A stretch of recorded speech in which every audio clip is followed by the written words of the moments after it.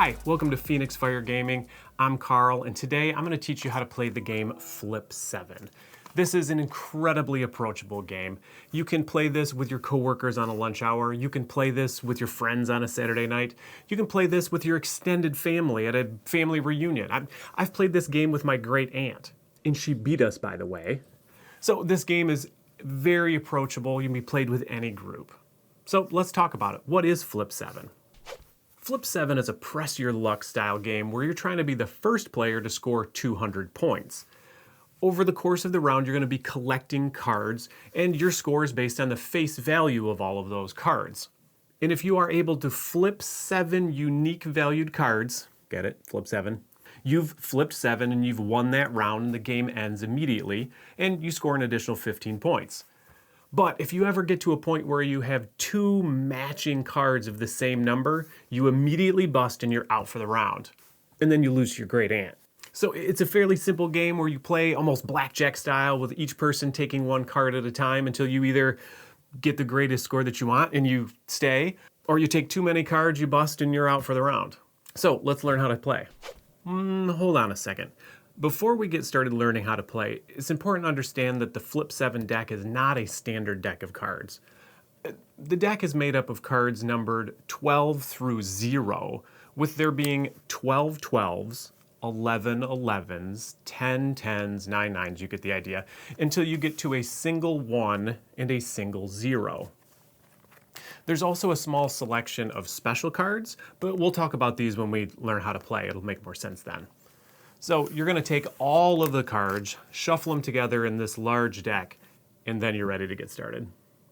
Once the deck has been thoroughly shuffled and you've selected a first player to be the first round's dealer, you're ready to get started. The dealer is going to pass out 1 card face up to every player at the table, including themselves. Now, if anybody is dealt one of those special action cards that I had mentioned before, you're going to resolve it now, before you continue even dealing the next card to the next player. There are also some special point modifier cards that don't actually act as a number, but just modify that player's score. So now that everyone has at least 1 card in front of them, the dealer is going to ask each player in turn order around the table whether they want to hit, which is just taking another card, or whether they want to pass for a round. If you're happy with what your face value of all your cards are, you may just want to pass and not press your luck any further. But if you do want to hit, the dealer simply gives them another card, face up on the table. And again, if they've paired up or if they've matched some cards on the table, they've busted, they're out for the round, no points. But as long as they didn't match one of their face up numbers, they're still in the round, they're still an active player. So you continue to go around the table 1 player at a time until either everyone has passed for that round or busted for that round.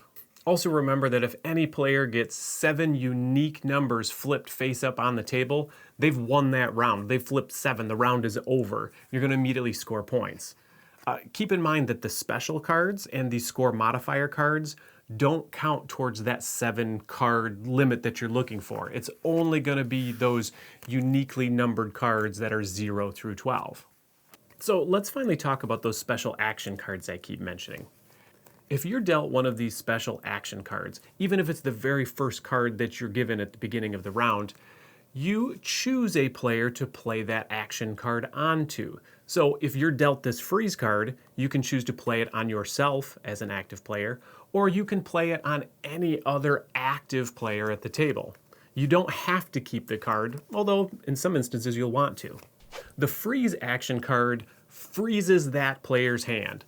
So when you give it to a player, or you take it yourself, I guess, that player is done for the round. They are forced to stay and bank the points that they've already earned. So it's a good way to push somebody out of the round.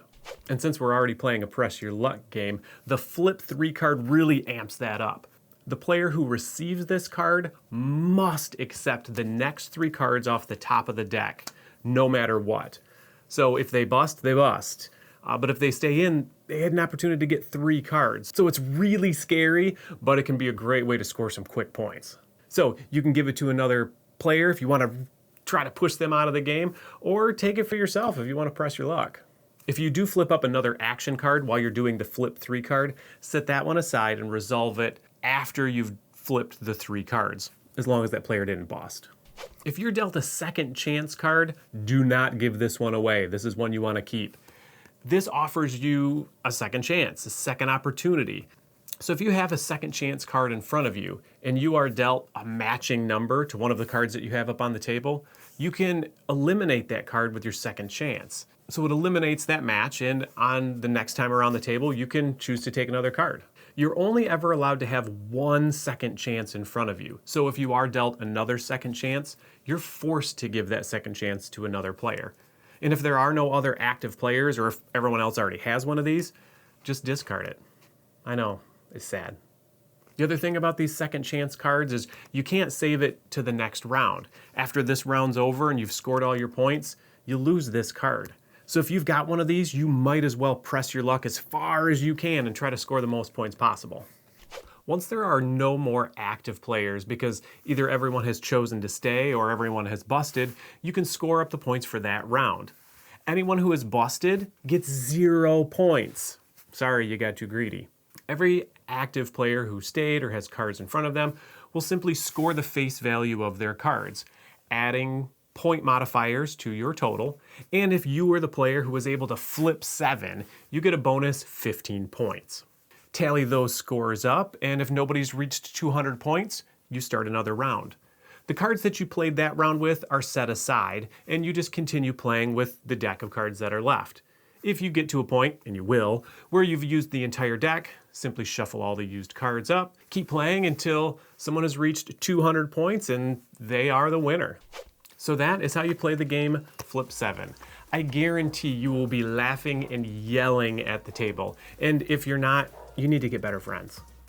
If you found this video helpful, give it a like and subscribe if you want to be notified when we release more videos in the future. Thanks for watching.